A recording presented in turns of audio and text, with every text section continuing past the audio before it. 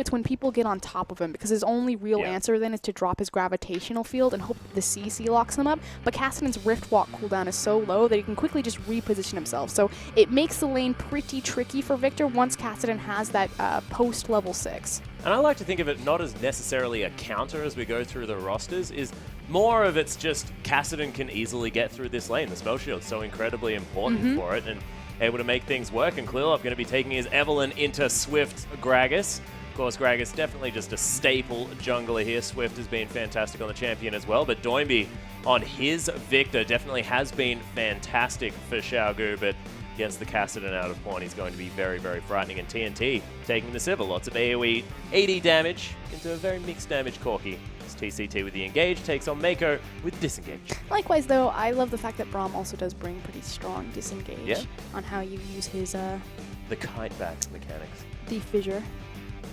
Yeah, of course. And of course, over a team fight as well. The fact that you can have that glacial fissure just knocks everyone up, keeps them in the same position, allows everyone to nail everything that they can. But, ladies and gentlemen, we did take a little bit of time there, so we're going to waste none more and head straight into game.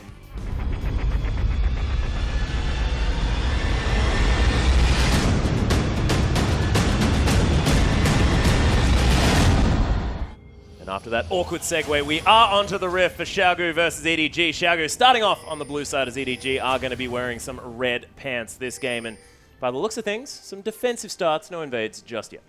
Both teams lining up to start a possible 2v2 in the bot side, so curious if we're going to find a lane swap, especially because Sivir is on the field now. Sivir and Braum, I would actually recommend that you lane swap it, just because A, Sivir's going to have much more pressure onto any sort of tower, but more importantly, that would unlock Braum, TCT on this champion, to roam around early and make use of his very powerful level 1 due to that Q. Yeah, the fact that you can get the Q, get the passive happening as well. 4 stacks, not too difficult when you've got a few people running around as well. So we'll see whether TCT can make some moves here. But by the looks of things, it is going to be a standard 2v2.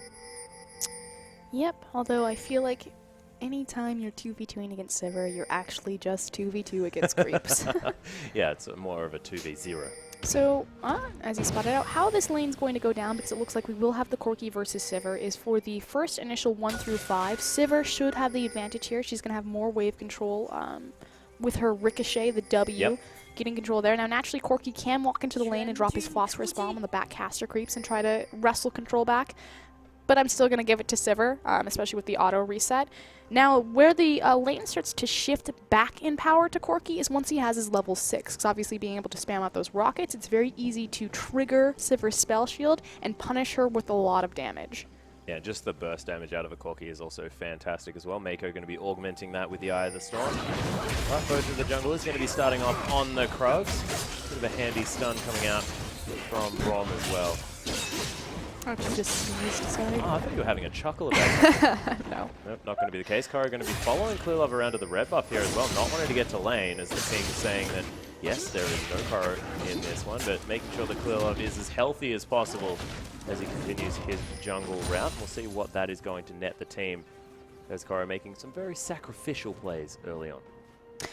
It's not going to hurt him too bad, because obviously he was able to share a lot of that EXP. Already has the level 2 to V's level 1, burning his teleport, so there technically is a TP advantage on the side of Xiaogu. Doubt that we'll see that used within the next 4 minutes, because Koro teleported to the tower, but you never know. Yeah, and by the looks of things as well, Koro did get enough experience by taking those Krugs and the red buff in order to get himself to level 2 as well. So that is going to be fine, only down about 4 CS, and so far EDG with a lot of control here on the bottom side of the map. Really early ward coming out of Doinb. So what he did is, again, Kassadin doesn't have a lot of wave control, wave clear, pushed him in, and then walked over and placed his trinket on top of ClearLove's blue buff. And this is how you ward against an Evelynn. You ward her camps because she needs to come out of stealth to do the camps, and then you get the trigger off the vision. Sort of the only time when you can reliably see Evelynn with a sight ward as opposed to a vision ward. Of course, vision wards now being permanently visible makes them a little bit more difficult to rely on. Taking down that E.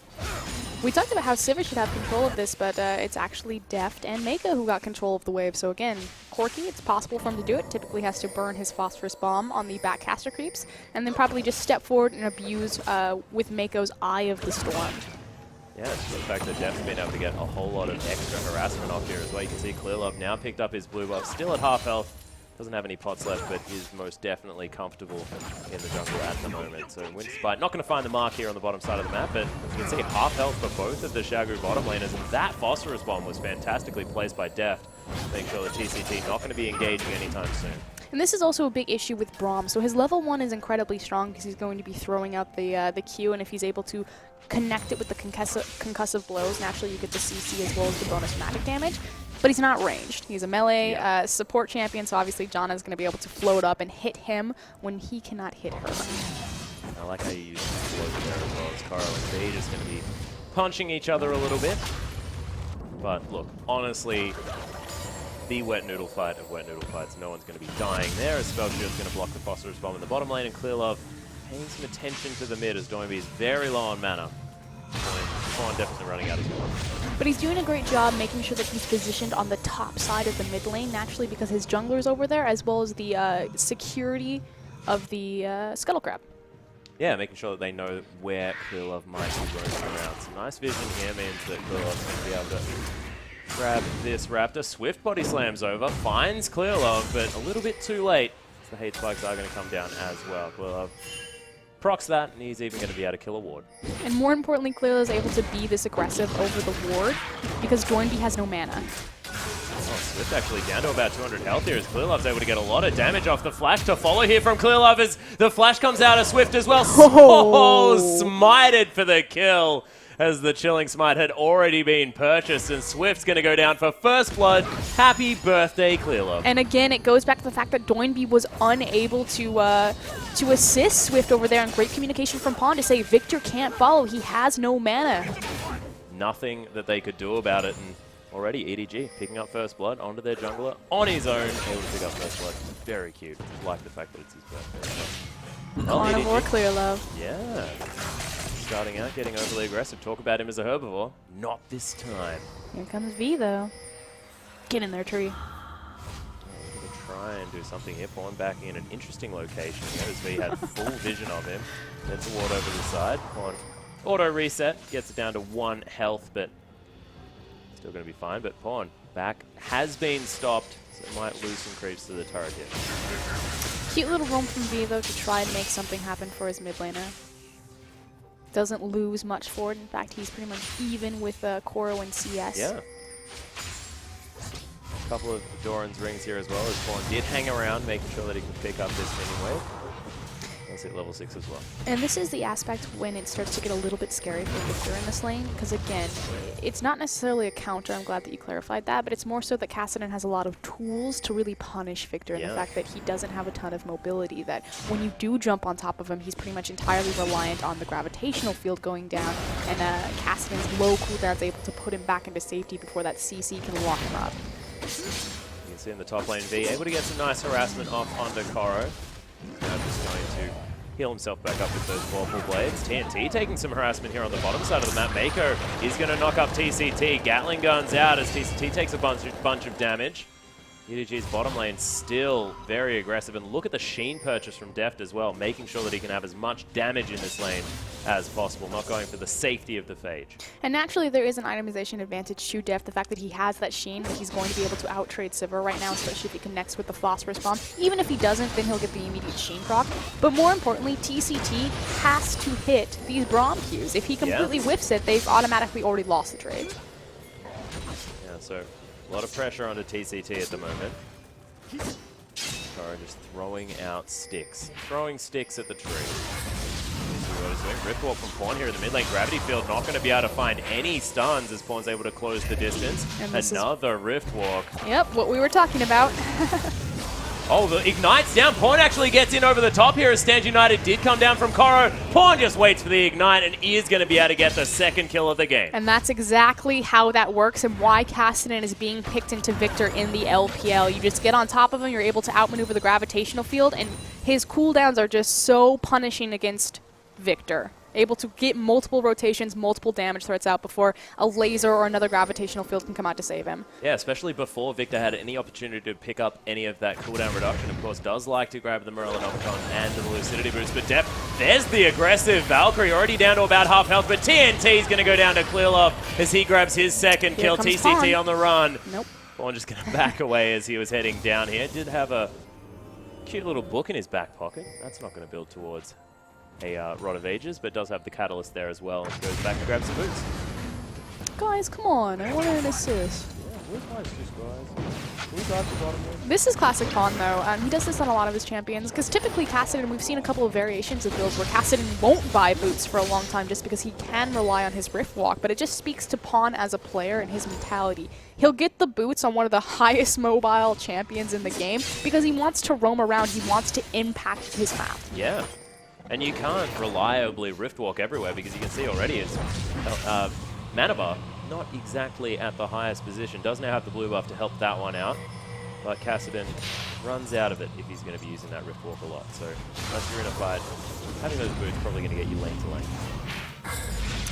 Oh wow, look at the respect build from Doinb. He backs and he immediately buys. He had a null magic.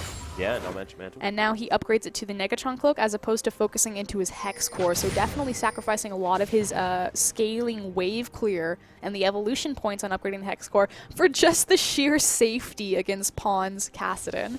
I find it interesting as well just because once you upgrade the Q, of course the second upgrade that you generally go for here, you can get a little bit extra movement speed. You can get away from this Kassadin a little bit more reliably, but not deciding to go for that, wants to spend the extra 350 gold after that null magic to grab the Negatron Cloak, make sure I can get that to that Abyssal Scepter as quickly as possible to nullify this damage from Kassadin. Talked at length about the Abyssal Scepter and why I really like it in the current meta, just because so many teams are stacking magic damage. The fact that Corki is one of the primary AD carries being picked out, he is going to do magic damage. You got Maokai, which again, you look at Maokai, you don't necessarily translate that into magic damage or a carry like Rumble, but he is still doing magic damage. Gragas, Braum, things like that. So the Abyssal Scepter empowers so many people across majority of these compositions. Yeah, and it's sort of positive for sort of offense as well as for defense, as well as you're going to be getting a lot of defense against all of the magic damage that is running rampant at the moment in the current meta. So I like it a lot. Swift standing on a ward here with TCT. They might want to sweep that one out because everyone knows that they're there. Scuttle Crab is going to be re-engaged by ClearLove, who's 2-0. 66% of his team skills already this game and does have the Rune Glaive already completed. Obviously going to empower Evelyn's clear speed just that much more. And he's really starting to take off, does have the CS advantage over Swift, 43 to 39. Not massive, but you tack on 2 of those kills. Oh yeah. The fact that he's out farming and out ganking. Well, Stand United's here in the mid lane as ClearLove's going to get stunned by the gravity field. Nice explosive cast because Koro makes his way in, but Doinb very, very low. Pawn!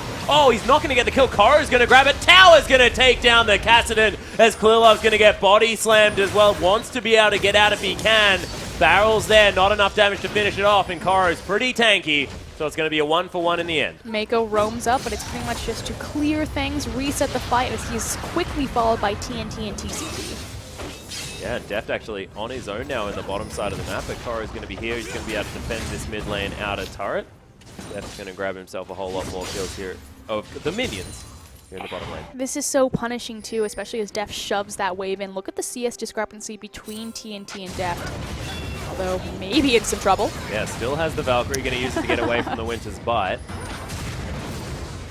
So is able to dodge the boomerang as well as the... Oh, he can dodge the Q, but not get locked up by the concussive blows. But again, just more important, 85 to 125. That's the big deal.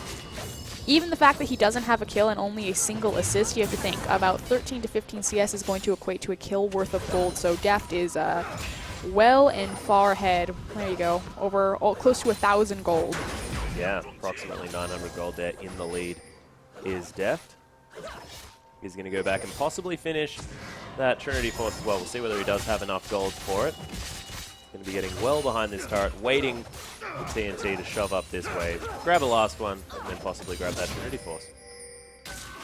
This is the other thing that's getting very popular with the uprise of Shen is the Kassadin Shen composition. And anytime, and we've seen it now back to back, anytime this Stand United is off of cooldown, you'll notice that it's being burned on Kassadin, who just decides to go full crazy tower dive. Yeah. And you may as well, of course. You've got that extra defensive shield. Yep. From Koro, who's just enabling Pawn to do what he wants. B still farming quite nicely here on the top side of the map, but Koro has got the better of him at the moment. B with the Righteous Glory, slightly nerfed on this patch, but still going to be doing some things help out the team. Moving the tree faster is a good idea. Do you expect that Braum will probably pick up another speed augment item? Likewise, you also have the Sivir ultimate to assist there with Righteous Glory. I think going quick is going to be something that QG will be able to do. They need to go quick right now because they may be caught out. Well, ClearLove with the red buff now. They've got a lot of deep vision here to EDG around the red side of QG's jungle. Swift going to be paying a visit, but you can see everything just lit up like a Christmas tree on the bottom side of the map. Does mean that the top lane outer turret is going to fall. Koro did have to go back, so not going to be able to find that. Deft and Mako just going to take down the bottom outer turret. Using the Janna shield, making sure that they can tank that and just force it down. So trade 1 for 1, but you are correct. The fact that EDG are spending so much of their time and resources on the bottom lane does mean that V is able to whittle away on that tower, especially because Stand United was used globally on that.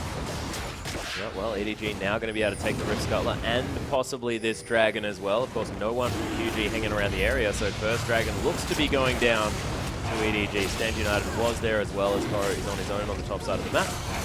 EDG going to be easily able to take this one down. This is actually a really late Dragon, so average Dragon time is around 11 minutes. We're now coming on to 15 minutes, and we talked about how EDG, if there's one thing that's really changed since the rebirth of this MSI roster, it's their objective and Dragon control in particular. They had a very early Dragon clear yesterday, so vastly different this time around, but secure it. Yeah. That being said, Swift stole away the blue buff from his mid laner. Doinb not going to be able to grab that one. Swift is a little bit greedy. No one up for himself. I believe it may have been a little bit of a mistake. Back is going to be completed by Doinb in the mid lane as Pawn finishes up all of these minions, and Mako going to help clear out some vision around that mid as well. So at the moment, EDG just with all of the vision control around this. Also, we can take a moment to check in on the initial itemization. So Corki has the Trinity Force, that's the obvious power spike. More importantly, Pawn did complete his Roa around 14 minutes 30 seconds, which good clip. Exactly. Typically that's a minute early. That'll be stacked up around 20-25 minutes.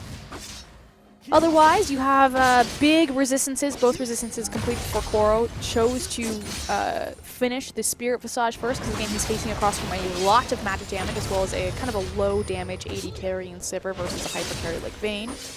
So right now, EDG are just in full control. Could look for a 5v5. That said, there's no real arena set for them like a Dragon. Yeah, now that Spirit Visage is completed by Koro as well, you saw there in the top lane, there's nothing that V's going to do as far as damage to this Shen. I mean, of course, he has no damage either. The Barmy Cinder probably not going to be augmenting too much of that, so EDG and QG. As far as the top side of the map is concerned, it's going to be butting heads, but not really killing. EDG really need to pull the trigger and possibly either collapse on this mid lane, or more importantly, collapse on the top lane. They are in full control to look for a 5v5 because TNT hasn't completed the Infinity yet. You do have the Abyssal Scepter on Doinb, which again is going to empower and augment his team a lot because of their magic damage. But with the Righteous Glory being the only completed item on V, they don't have a front tank line. If a 5v5 broke out within the next 2 to 5 minutes, Xiaogu are in a ton of trouble. Yeah. Of course, V only being able to build up that health bar as Koro actually lands the Shadow Dash here onto V, getting some actual damage on the tree on the top side of the map. That being said, he's going to be able to disengage effectively, and Swift is taking down his jungle as well. ClearLove hanging around the area, did manage to get some wards in there, but that's going to be swept out by Swift. They should... So what you see right now is the AD carry and the mid laner are not in the same lane because they're trying to be efficient about their gold and their lanes, and making sure that Deft and Pawn are never splitting farm, as ClearLove sneakily and cheekily steals that away from Swift. Very cute. I feel like what they should do is Pawn should press this wave forward, although he's trying to find an assassination on TNT, rotate mid, and then free up Mako and Deft to rotate top, and EDG should collapse on that top tower. Yeah, take it down. Easy gold on the map at the moment for EDG if they wanted, with some advance from V. Using that passive to get himself back up to health. Spending a lot of time here on the top side of the map, just watching the battle of the ages as the tree is being attacked by the weird ninja. The Titans clash. Being a ninja. Deft, though, you can see, clearing out the mid lane. Still more than happy just to hang around here and try and pressure that outer turret if he can, as Victor's just going to be laser beaming the lane over and over again. Yeah, so EDG actually going to take it fairly slow. This has been a little bit indicative of, again, going back to the Invictus gaming series where they started to really focus on Dragon control, just being very cautious, respectful. Methodical would be another word. I like to say it, but I feel like it's not as efficient. I feel like there's a very clear play to be made on the top side of the map because there's no reason to play to the bottom side because there's no dragon, so they wouldn't trade any sort of objective. But for some reason, just really prioritizing the fact that they'd rather just take the free farm lanes as opposed to try to make things happen on the map, despite the fact that they have an item advantage. So to me, I would say that this is a little bit too cautious, too respectful of EDG, that they could, you know, open the game wide. That said, it is kind of a high-risk, high-reward play, because if Xiaogu were to get a foot back into the game, diving a Maokai would probably be a bad idea. Yeah, it's a very good point. But it does seem at the moment that both sides are going to be content with just hanging back, waiting for a later stage, possibly fighting around the next dragon that's going to be up in a minute and a half. Half a minute until the Baron spawns on the map as well, as we get closer to 20 minutes into this game. So what this choice from EDG has created is it's opened up that CS discrepancy even further between Deft and TNT. The fact that Doinb and TNT were sharing a lot of lane farm while they were, you know, trying to safely find places to farm, this has opened up from 20 CS to 50. It's just ridiculous at the moment. It has meant that Pawn down on the bottom side of the map able to keep himself ahead as well, as Doinb with the really long lane does not want to go too far out because Pawn just has too much kill pressure on him at the moment. Almost has that Zhonya's Hourglass completed as well. Nearly large button is completed. Banshee's Veil just popped onto QuiLove, but already has his second item built up as well. And a lot of focus on the magic resist, but that's a bit of a, I guess, selfish magic resist purchase. Not decided to go for any lockets just yet out of the jungle here for EDG. He's in the carry position, 2-0-1 right now, is EDG finally stepping up to attempt to siege this tower, really just kind of poke it down. Yeah, getting a few auto attacks off there. Did he laugh? He did. He was giggling quite a lot there with Deft.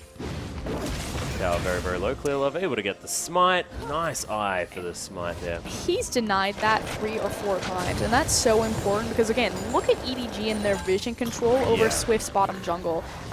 A big thing that teams really need to start getting into the habit of doing, especially when they are ahead, is making sure that they deny the Raptor camp. A lot of time teams will be ahead, they'll go and contest the red buff, the blue buff, you know, try to force fights a dragon. But it's so important to maintain your vision control to deny the Razor perk. Yeah, and the fact that you can just spot out any ward that sees you as well means that even the sneaky wards that you may not expect are going to be discovered. And when they're so close to that Raptor camp, it's important for EDG to keep control. But they're going to easily take down the second dragon here, as Pawn's able to take that one out with a Force Pulse. He's ahead by about 7 CS in comparison to that bottom lane, which is only getting worse here for QG. The mid lane outer turret is going to fall, so Deft finally going to get that work done. Doinb going to have a longer lane to work with now that he's made it back to the mid. So Xiaogu trying to kind of stop the bleeding, although it's starting to get a little bit out of hand between the two AD carries. They are in a bit of a better position to look for the next fight at Dragon, simply because V now has his resistances, or at least some of his resistances up and running, has the Spectre's Cowl, as well as the Merc Treads to go along with his Righteous Glory. So we are starting to come to the stage of the game where Xiaogu can possibly think about a 5v5, and that's where they excel. Yeah, there's also the fact that they have the locket completed on Swift as well, so he's managed to grab the AoE magic resistance against this largely magic damage focused EDG team comp. Entirely magic damage focused, including on Corki. Yeah, well, of course, I was giving the hybrid damage to Corki there, so he does auto attack a little bit. We did see that. But you're exactly right. The fact that Magic Resist is going to be king here for the QG lineup. This Mako's just battling these minions. Trying to keep it out of the tower, so not only will Deft pick up all this free CS, pulls it into the tower, but he'll also get a decent, not more freeze. Yeah, it's gonna, actually, it's still pretty good. Not too bad. TNT, though, trying to hold this wave at the turret, keep himself in a position to be able to grab some farm. It's been difficult for TNT at the moment. Always has been sort of a low economic AD carry, still able to get things done, but he still needs some money, and that static ship is not going to pay for itself. Pawn, thinking about going full Pawn. Yeah, he's going in. Nice use of the spell shield means that no damage comes out. TCT makes his presence known, and Pawn going to have to risk walk himself to safety, but not under any pressure at the moment. That said, it is that time that with the mid-tier tower down as well as the bottom-tier tower, the most accessible and last standing outer is going to be that top side, which means it's the easiest objective for you to look at.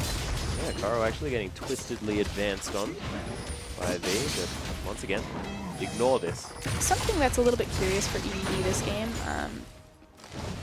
is that it is much more about kind of controlling the minion waves and stacking your gold lead off of farm versus skirmishes, which is what we saw, you know, typically if you're going to think about EDG, it's, you know, they love to 3v3, Pawn and ClearLove and Mako going crazy, snowballing that way versus, you know, trying to bleed people out by freezing waves and controlling side lanes and things like that, which is what we've seen here, especially between TNT and Deft. And it's cool too because if you think all the way back to World Elite history time with Frostgrin, their coach Aaron, when talking to Wei Xiao, he was one of the earliest players that people credited the idea of slow pushing to. If you think about his Ezreal play, he would use Ezreal ult to clip waves around the map.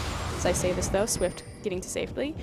But he credited that to Aaron, that Aaron was one of the first coaches, at least for WE on record, to consider slow pushing and playing with waves and teaching that to his team. So it's nice to see EDG, I mean, this isn't like a slow push, but playing more with minion waves and controlling gold that way versus trying to snowball it in skirmishes. Yeah, making sure they keep the minion waves in the right position so that QG can't find their way back into the game with that. That being said, TNT was able to pick up a couple of waves, but now he's behind 70 CS as Deft has just been eating up wave after wave here in the mid.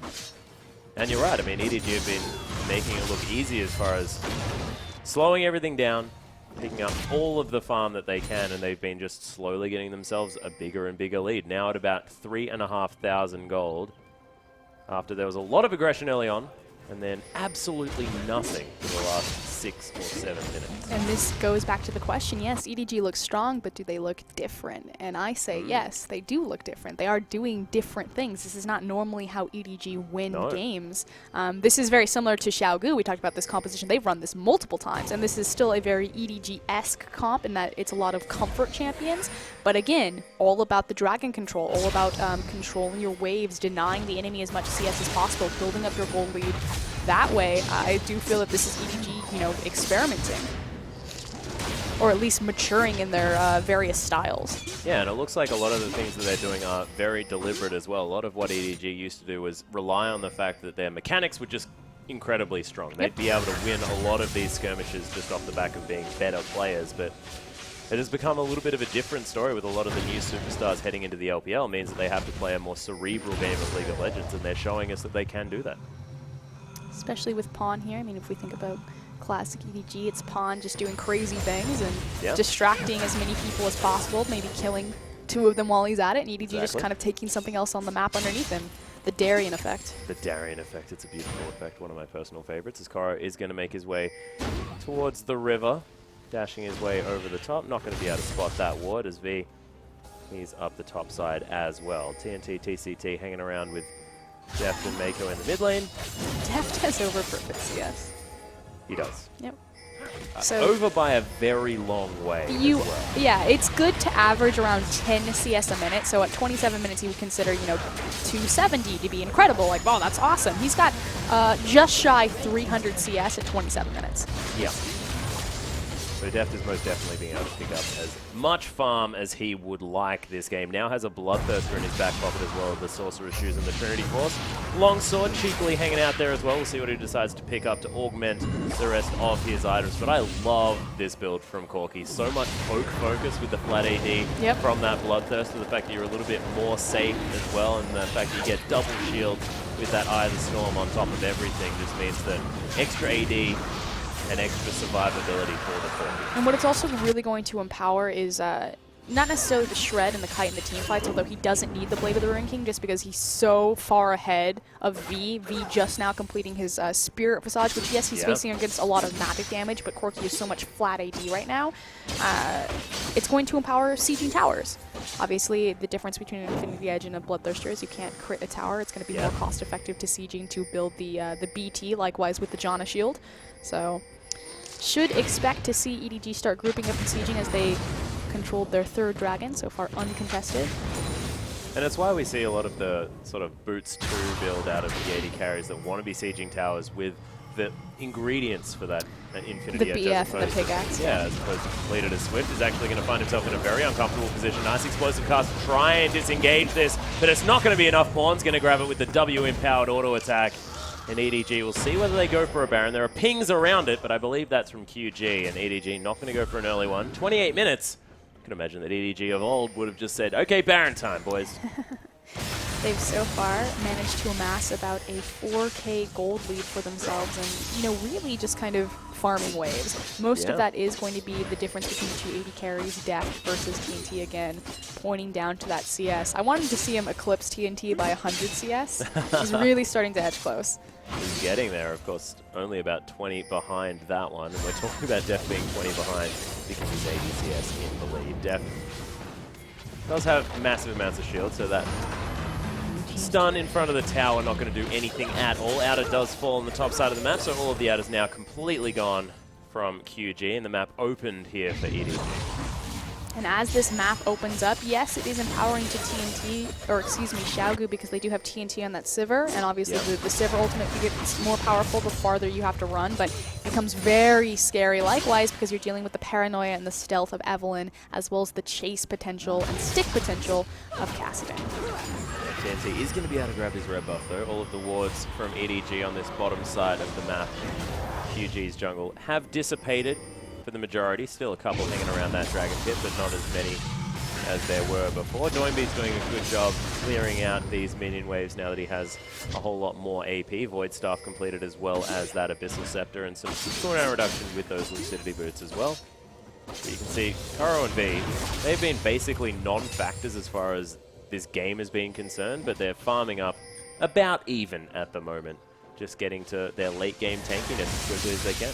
And touching on Doinb's build that you just brought up, you know, having to go the Void Staff. Yeah, third item. Yeah, just to keep his damage consistent. I mean, this is trying to be as cost efficient as possible to still be a factor into this mid game. Typically, you wouldn't want to go Void this early, but again, because EDG have just amassed a lead from farming better, their resistances are up and online before, you know, the death cap or anything like that Victor would be able to pull out. Unable to find it there as Deft, with 345 CS, does go back and pick himself up his third item in the last Whisper. So this Corki is most definitely at a power point. That is a lot of damage. Massive. That's, you know, a 40-minute Corki running around 10 minutes early. Yeah, and at the moment QG have just let EDG do whatever they want. It's basically been this whole game. Which is the thing, the goal difference isn't that massive.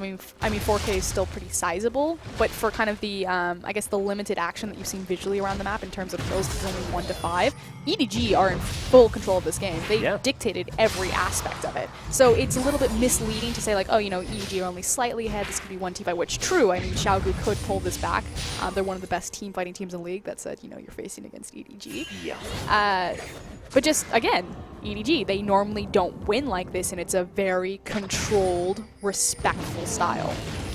Yeah, we do have a perfect hex score now completed for Doinb. Static Shiv has been done for TNT as well as those Berserker's Greaves. So TNT now with his sort of core itemization, a lot of extra wave with burst damage with that Static Shiv as well. As blue buff is going to get stolen away. Deft going to secure that one, but Agony's Embrace here on the bottom side. Nice placement of the gravity field of Swift getting taken down very, very low. Teleport in from V as he's able to get on top of Pawn. Nice on his Hourglass to mitigate some of the damage. And TNT, huge burst as the Monsoon comes out to get the front line out of this battle. Pawn does have to get the heck out of this fight now. Very, very low, and Swift, the only casualty of that face-off. That could have been so much worse. Oh, hold on. ClearLove going for the assassination play under Doinb. Not going to find it there. The rest of EDG making their way around as well. TNT in the back line. Nice rockets from Deft, going to be poking out QG here. And just ClearLove thinking that, yep, I can get something done here, boys. Don't worry about it. I thought for sure that was going to spell disaster for Oh, and I was going to say, and they won't turn on the Baron. I said in the middle of that fight, that's going to be the Baron. EDG are immediately going to turn on it. They decide that this is the lead that they wanted. Super risky, though. Swift isn't there for the smite. They don't have a secondary smite in their top laner because it's Maokai. Free Baron. Yep, they're going to grab it. Riftwalk and Valkyrie used to get over the wall here by the EDG carries. That's a very easy Baron here as Mako just going to back on a ward, but the Empowered Recall going to help him get back there. And QG, they only lost 1 member from that last team fight, and EDG knew that because it was the jungler, they'll easily be able to take that Baron. And because it's just been a very, very, I guess, I don't know, passive QG. They haven't been making aggressive moves. Nothing has been done on QG's terms this game. Xiaogu are actually very smart about understanding when they're behind and understanding kind of the win conditions that they have going forward. So yes, I agree. They have been passive. The issue is they haven't been able to be proactive, which has set the pace for EDG. But they understand when they're weak, and they understand when they can't fight. And they did a good job hiding from EDG. So we kind of think, you know, EDG forced them into that engagement right there, understanding that, okay, we're strong enough now that we can just mow them over, grab the Baron, and start speeding this game up. Because again, as I was saying earlier, the gold difference wasn't that sizable, but EDG are in full control.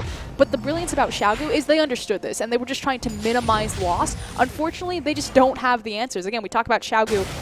They're fantastic in the 5v5, but EDG are playing a macro-oriented, effectively a wave control game against them, you know, amassing all of this farm lead on Deft. This hits Xiaogu exactly where they're weak. We talked about it in the pregame, you know, where you're going to beat them, it's around the map, and that's exactly what EDG did. Well, Pawn going for a very aggressive play to Doinb here, blows the Zhonya's hourglass. Doinb has to run away from his tower. 4 members of EDG head down here. Pawn easily able to lock that kill down with a Force Pulse, and this inner turret most definitely dead, and I don't think Doinb was expecting 4 people to come from behind his turret. And now EDG are just going to walk this one through. I mean, I hate to call it this early, but this was really cleanly played, just from start to finish. Yeah, it was just a strategic victory, and the fact that EDG knew that there was nothing that Xiaogu could do. They were able to take every objective on the map, and the fact that they weren't making strategic mistakes meant that there was no way back in. Mm-hmm. And this is something that the LPL is actually really strong in the meta right now. A lot of people, you know, they look at the LPL and, okay, what is it good at? It's good at 5v5, team fighting, typical Chinese aggression. The thing that's more accurate to say is that the LPL is really good at trading objectives. Yeah. And almost to the extent, especially of the lower bracket teams, you know, King, Ward, Elite, they'll almost kind of sacrifice all of their map, unfortunately, because they just understand, you know, we can't fight now. It's, yeah, 5v5 is still a very key part of the Chinese meta, but understanding exactly when you can and cannot fight is something very core to the LPL, which is why you see Xiaogu, you know, we can't fight now, we have to be scared. Yeah, but when can they fight is the real question. On a pick. Explosive cask. Which is what Swift is looking for there. Yeah. So anytime that they approach a dragon, which they're going to have to approach the next one because it's 4 dragons, they can't let EDG have that 5th dragon window. And EDG have backed Xiaogu, excuse me, LGD backed Xiaogu into this exact same trap when they first faced. It's Swift looking for a pick on the cask. Well, there is the Agony's Embrace one more time. Doinb gets exploded as the Shadow Dash comes through. V tries to get on top of Pawn, but another fantastic Zhonya's in there to save his life. Riphawk over the wall here as well as EDG are playing around in QG's base. Rockets over from Deft as Koro's just untouchable in this base. Waiting for a Shadow Dash, is going to get over the wall, and QG, they lose their mid laner, and there's nothing that they can do to respond. I'm actually really excited about this. If you think back to, you know, 15 minutes when I was saying, why aren't EDG playing to the top side? They could just dive that tower. They could ramp up this game. That's what we would expect from EDG, and now it all clicks into place. Why do that? Because that would be fighting on Xiaogu's terms, when you can just bleed them out through macro play. Precisely what they've been doing. Deft's still 4 TCS ahead of the clock, as well as he's sitting on about 410, almost has the Infinity Edge done to augment all the rest of his super high damage items. This is a ridiculously fed Corki as he's sitting on 202 at the same time.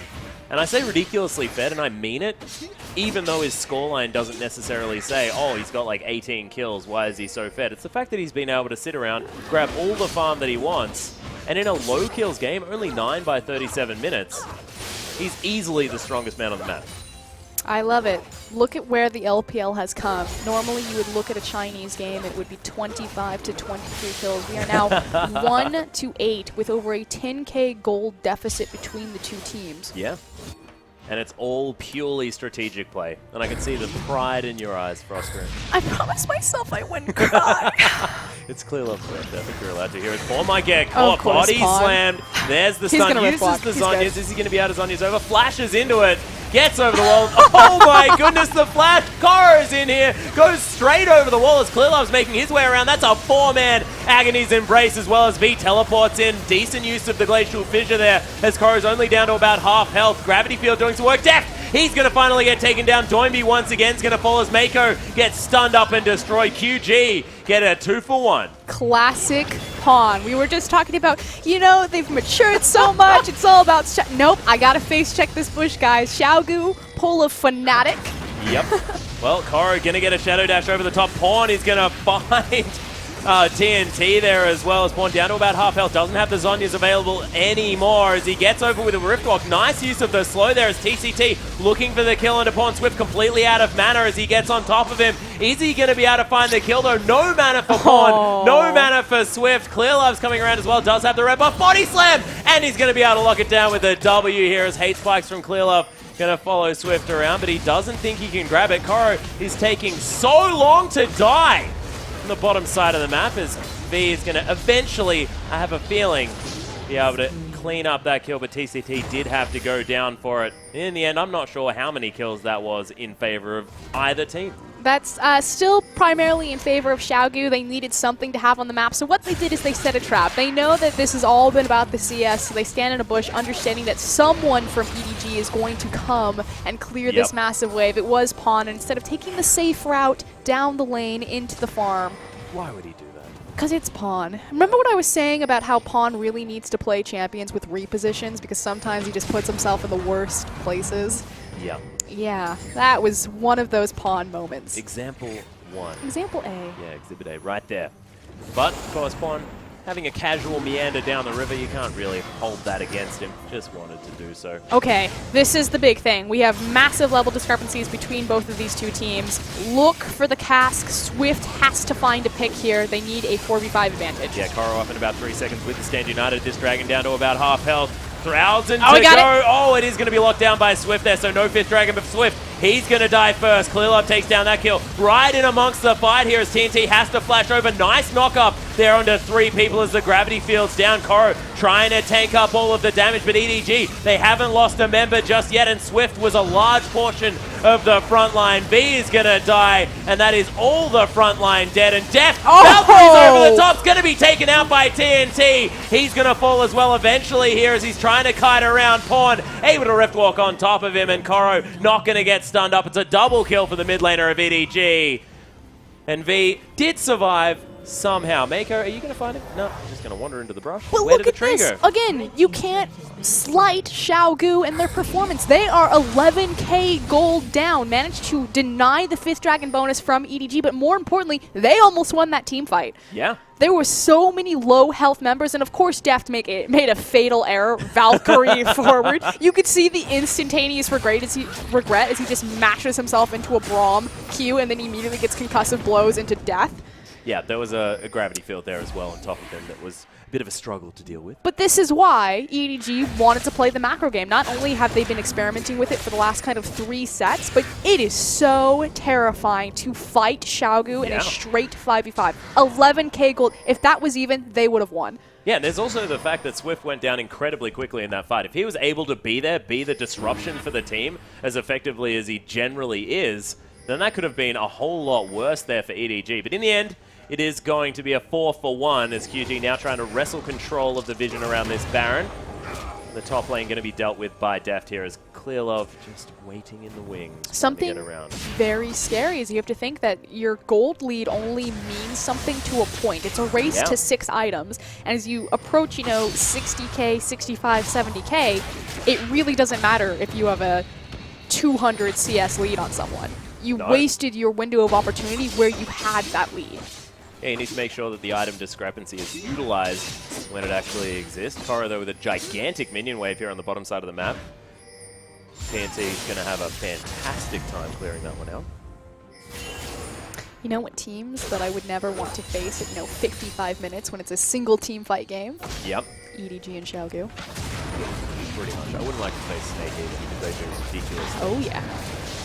A lot of the team fighting actually in the LPL has been fantastic as V finds his way in here. Nice monsoon from Mako to try and get him out, but ClearLove's going to lock down the Baron. Mako already down to half health as Deft trying to Valkyrie his way away from V. Swift gets on top of him though. Does he have the flash? No, not just yet. He's going to go down. QG with a huge team fight as Koro's trying to tank up, but he's in just a little bit too late. ClearLove, happy birthday, you're dead as Koro able to manage to get out of this one. Shadow Death going to get him a little bit further away, but there's the stun. Swift and TCT with no damage at all eventually get that kill secured, and that's 4 for nothing in favor of QG. The Monsoon was used to make sure that EDG got the Baron by pushing Swift away, but as soon as it was used, that gave Xiaogu the go-ahead. They can't reset the fight. They're trapped in the Baron pit. They've taken damage from the objective, and now is our time to strike. Even better, the Chaos Storm only hit one member, and they destroyed that fight.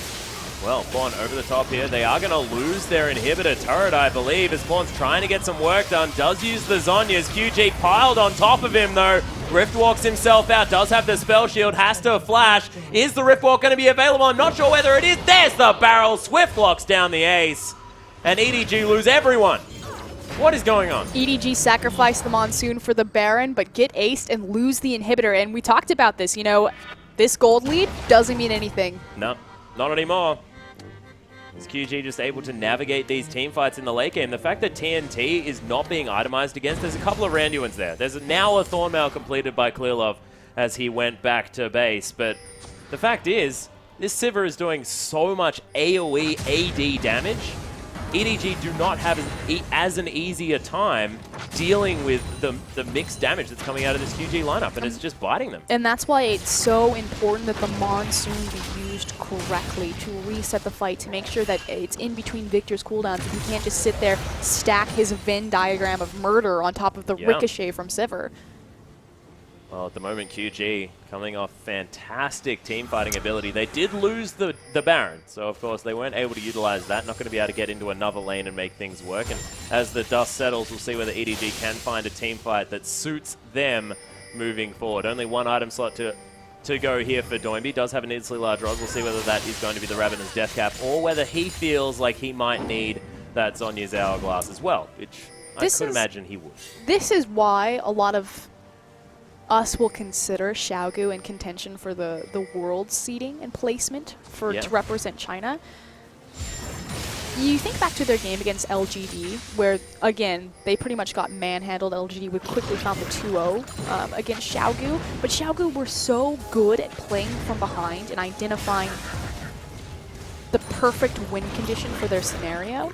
And it's just something that, it's unfortunate, it doesn't reflect. If you're just looking at, you know, past games, okay, Xiaogu got 2-0'd by this team, you know, they split with this team, things like that. But they're so good at playing from behind. This is why I consider them, you know, the elite, one of the top-level Chinese teams, because EDG has been running them around this entire game. But to find this at 46 minutes, to have a 50-50 chance at winning this game, is awesome. Yeah, that's the fact as well that they have positional advantage around this Dragon as well. EDG making their way in, but the Dragon has spawned and it's going to go down incredibly quickly. You can see QG easily able to lock it down and nothing EDG could do about it. Starting to ramp back up, empowering their turrets. Again, EDG having to always respond to that mid lane pressure because they have lost the inhibitor. Yeah. EDG, just, I would have expected them to set up for that Dragon a little bit more. You mentioned the fact that EDG have been focusing a little bit more on making sure they have more control over the Dragon area, and just hasn't happened towards the later stages of this game.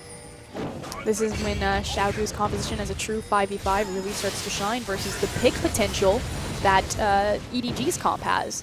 They need to make a pick and then look for a numbers discrepancy, since the gold lead doesn't matter anymore, whereas in a straight 5v5, who's going to win? Victor Shen or excuse me, Victor Maokai?